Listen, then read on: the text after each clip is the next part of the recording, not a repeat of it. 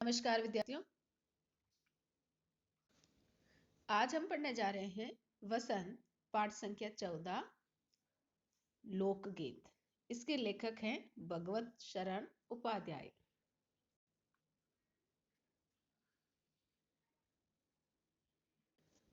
हम पढ़ेंगे लोकगीत जो एक निबंध है और इस निबंध के माध्यम से हम हमारे सामाजिक जीवन की एक बहुत जरूरी भूमिका निभाने वाले पक्ष के बारे में यह जानेंगे और वो पक्ष है हमारे जीवन की खुशियों से जुड़ी हुई लोकगीत। क्योंकि लोकगीत जो सामान्य थे हर परिस्थितियों से जुड़े होते हैं, चाहे वो शादी विवाह, कोई घर में छोटा मोटा उत्सव, तीज त्योहार या छोटा सा कोई भी घर में मनाया जाने वाला कार्यक्रम, उसमें ये हम सामान्यतः गाते हैं और इनके बिना हमारा कोई भी काम पूरा नहीं होता है। और ये गीत जो सामान्यतः ग्रामीण क्षेत्रों में ज्यादा गाए जाते हैं, धीरे धीरे ये जो हमारी पाश्चात्य संस्कृति में रखने वाली शहरीकरण की परिस्थितियां हैं वे इनसे दूर होती जा रही है। लेकिन गाँव में आज भी इनकी ताजगी महसूस की जाती है क्योंकि इनके बिना कोई काम पूरा नहीं होता है। इसलिए आज हम इन्हीं के बारे में गहराई से जानेंगे, समझेंगे और हमारे जीवन में इसके महत्व को जानने का प्रयास करेंगे। क्योंकि लेखक ने इस निबंध के माध्यम से समझाया है कि लोकगीत अपनी लोच, ताजगी और लोकप्रियता में शास्त्रीय संगीत से भिन्न है। तो लोकगीत यानी जो लोगों के द्वारा यानी आम जनता के द्वारा आसानी से गाए जाते हैं, उनकी लोच यानी गाने का तरीका, ताजगी जो उनके पक्ष से जुड़ी होती है और लोकप्रियता यानी वो हर जगह और परिस्थितियों से जुड़े हुए अलग अलग लोकगीत है।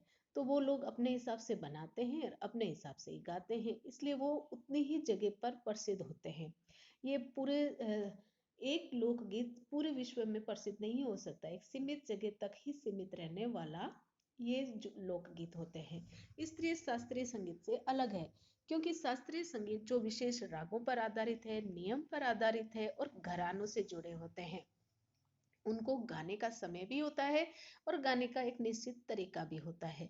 इसलिए लोकगीत शास्त्रीय संगीत से एकदम अलग है। लोकगीत सीधे जनता के संगीत है, घर गांव नगर की जनता के गीत है ये। यानी लोकगीत तो जनता आम लोगों के गीत होते हैं और शास्त्रीय संगीत हर कोई नहीं गा सकता है, इसलिए इन दोनों में भिन्नताएं हैं।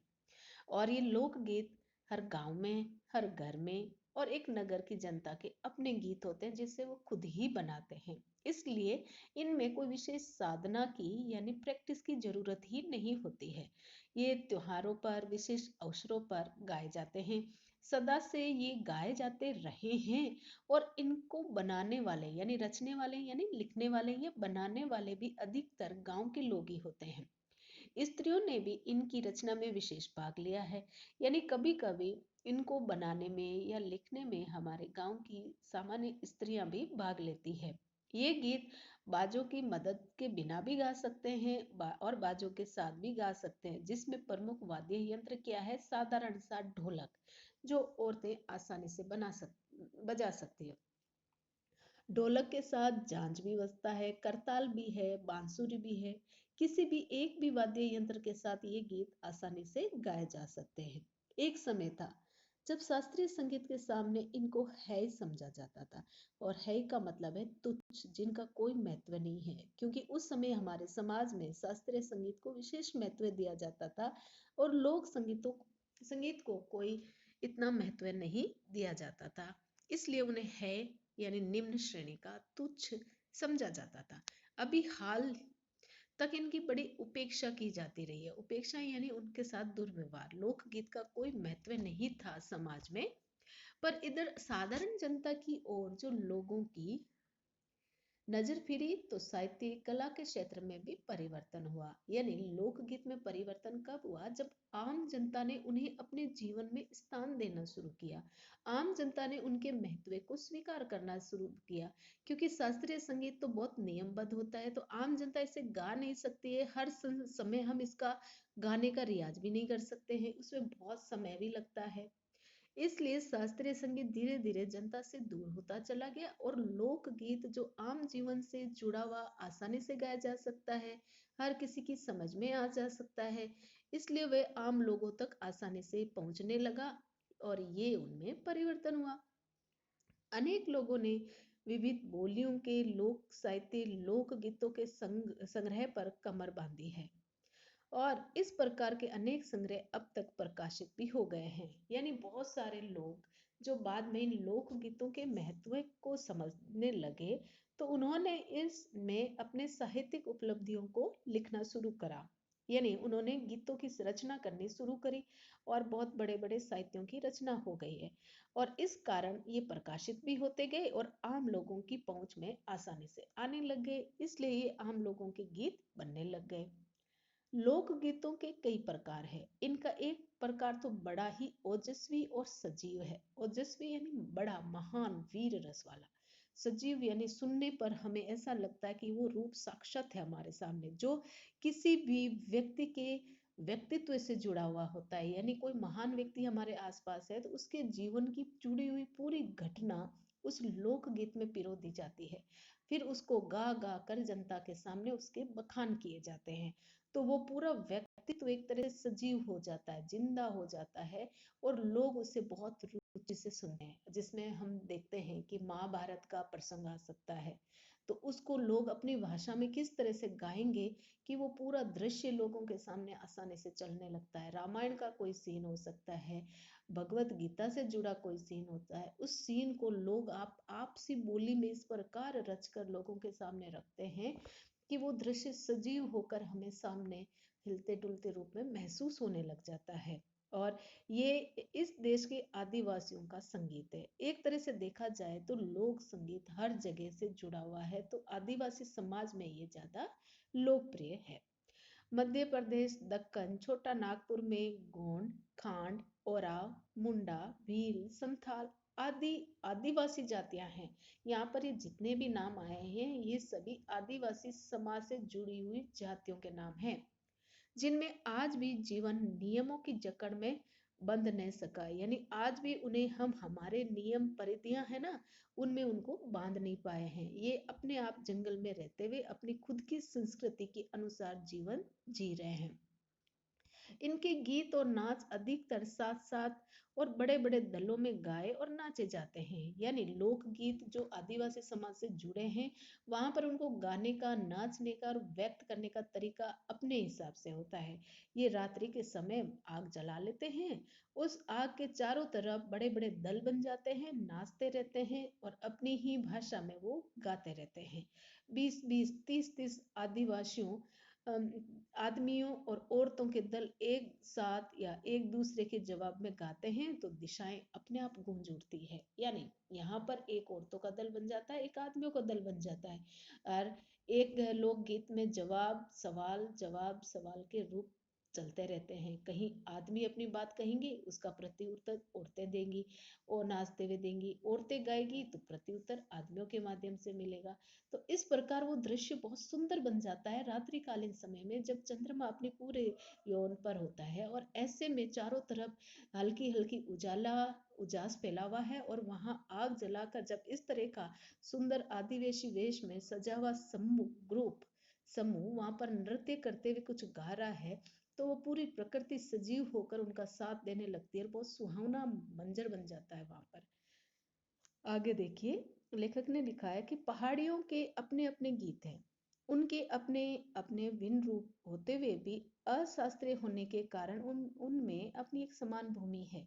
यानी जिस प्रकार ये आदिवासी समाज के लोकगीत होते हैं ना, वैसे ही ये हमारे अलग अलग क्षेत्रों से जुड़े हुए जो पहाड़ी लोग हैं जो पहाड़ों पर निवास करते हैं, उनका भी गाने का तरीका अलग होता है क्योंकि उनकी भाषा अलग है। उन भाषा के अनुसार वहाँ के आदिवासी है और वो भी अशास्त्रीय है, यानी उनमें भी कोई नियम नहीं है और वो नियम होने पर वो शास्त्रीय संगीत बन जाता है और जिनका नियम नहीं होता है वह लोकगीत बन जाता है। तो हमारे जो पहाड़ी प्रदेश हैं वहां पर कौन कौन सी जातियां रहती है जिनसे वो ये गीत गाते हैं, तो वहाँ है गढ़वाल, किन्नौर, कांगड़ा आदि जो जगह हैं वहां से जुड़ी हुई इन सब भाषाओं में गाए जाने वाले जो गीत है, उन्हें गाने की अपनी अपनी विधियां हैं और उनका नाम ही पहाड़ी पड़ गया है। यानी गढ़वाल, किन्नौर, कांगड़ा आदि रूप में जो गान गीत गाए जाते हैं, वो सारी भाषाओं के गीत पहाड़ी गीत कहलाते हैं, क्योंकि ये पहाड़ी क्षेत्रों से जुड़े हुए उनके गाने का और व्यक्त करने का तरीका जरा अलग हो जाता है आम लोगों से, इसलिए इन्हें पहाड़ी गीतों के रूप में कहा जाता है। वास्तविक लोकगीत देश के गांवों और देहातों में है। देहात जो एकदम से जिनमें सामान्य सुविधाओं से कम होती है, वो देहात वाले क्षेत्र में आता है।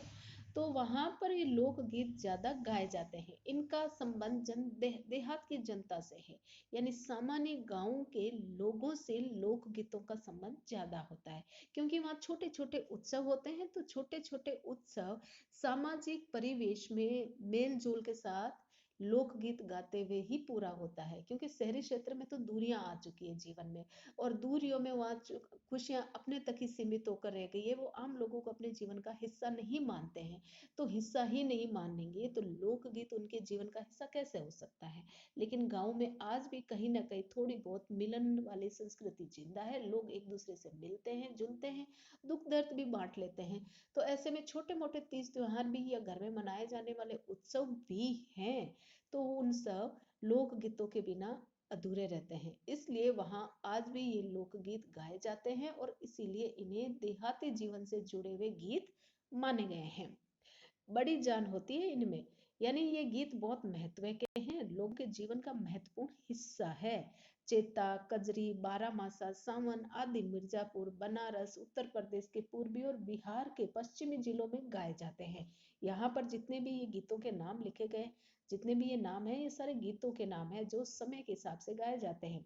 चेता है, कजरी है, बारामासा है, सावन है, ये सब मिर्जापुर, बनारस, उत्तर प्रदेश के पूर्वी और बिहार के पश्चिमी जिले में गाए जाते हैं। यानी सावन, यहाँ तक तो ये गीत है। फिर मिर्जापुर, बनारस, उत्तर प्रदेश से लेकर ये उन जिलों के नाम है जहां पर ये गीत ज्यादा गाए जाते हैं। फिर देखिए बाउल और बतियाली, ये भी गीतों के नाम है जो बंगाल के लोक गीत के नाम से मशहूर है।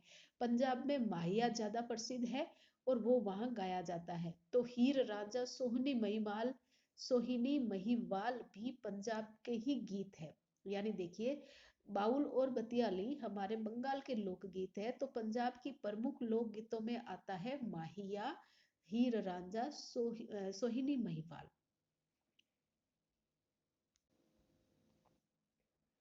और राजस्थान के लोकगीतों में जो प्रमुख गीत है वो है ढोला मारू और मूमल। तो ढोला मारू और मूमल ये राजस्थान के प्रमुख लोकगीत है जो वहां पर बड़े चाव से गाए जाते हैं। फिर देखिए इन देहाती गीतों के रचयिता कोरी कल्पना को इतना मात ने देकर अपने गीतों के विषय रोजमर्रा के जीवन में ले लेते हैं। यानी ये लोकगीत होते क्या है, यहाँ कोरी कल्पना नहीं होती है, यहाँ लोगों का जो रोज का जीवन है ना, उन जीवन से जुड़ी हुई छोटी छोटी बातें हैं, उन बातों को लेकर ये इन गीतों की रचना करते हैं। और इस कारण ये सीधे मर्म को छू लेते हैं, यानी आपके मन को छू लेते हैं। इनकी राग है वह साधारण से, यानी ये गीत भी रागों पर आधारित है। ये गीत भी रागों पर आधारित होते हैं। साधारण से देख ली कौन कौन सी रागों पर गीत होते हैं, पीलू है, सारंग है, दुर्गा है, सावन है, सोरठ है, यानी ये सारी रागें हैं। और इन रागों को सामान्यतः आम लोग अपने जीवन से जुड़े हुए इन लोक गीतों को गाने में काम में लेते हैं। फिर देखिए करहवा, बिरहा, दूबिया, देहात में बहुत कुछ गाए जाते हैं, तो ये कहरवा, बिरहा, दूबिया ये गीतों के नाम है। और पीलू, सारंग, दुर्गा, सोरठ ये हमारी रागों के नाम हैं। ये आराम से गांव में गाए जाने वाले हैं और लोगों की भीड़ को आकर्षित करते हैं जब बहुत ही सधे हुए स्वर में ये गीत गाए जाते हैं। इनकी भाषा के संबंध में कहा जाता है या कहा जा चुका है कि ये सभी लोकगीत गांवों और इलाकों की बोलियों में गाए जाते हैं। यानी इन गीतों की जो भाषा है वहां पर बोली जाने वाली सामान्य बोलियों में गाए जाते हैं। इसी कारण ये बड़े आह्लादकर और आनंददायक होते हैं। यानी ये आम लोगों की आम बोली में गाए जाते हैं, इसलिए ये लोगों के जब लोग सुनते हैं तो उनके लिए एक आनंददायक विषय बन जाता है और इनमें आनंद की अनुभूति होती है, क्योंकि ये उनके अपने मन से जुड़ी हुई, मन की भाषा से जुड़े हुए गीत जो होते हैं। राग तो इन गीतों के आकर्षक होती है और इसी कारण इनकी जो राग है वो भी आम लोगों के जीवन को आकर्षित करने वाली होती है, इसलिए वो राग भी लोगों को बहुत भाती है। इनकी समझी जा सकने वाली भाषा भी इनकी सफलता का कारण है। यानी आज ये लोकगीत इतने सफल क्यों हैं? क्योंकि ये आम लोगों की भाषा में और आम लोगों के हिसाब से आसानी से समझने वाले होते हैं, इसलिए ये हर लोगों को आसानी से समझ में आने लग जाते हैं और इसी कारण ये ज़्यादा लोकप्रिय हैं। तो आगे का हिस्सा हम बाद के अध्याय में पढ़ेंगे। इसे दोबारा सुने और समझें। धन्यवाद।